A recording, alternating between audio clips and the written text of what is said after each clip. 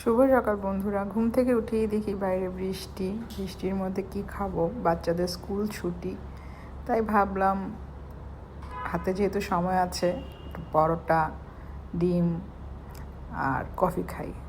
সাধারণত আমি এত নাস্তা খাই না, কিন্তু আজকে বৃষ্টি থেকে মনটা কেমন জানি করলো, মনে হলো যে একটু মজাদার কিছু মচমচে কিছু খেলে ভালো লাগবে।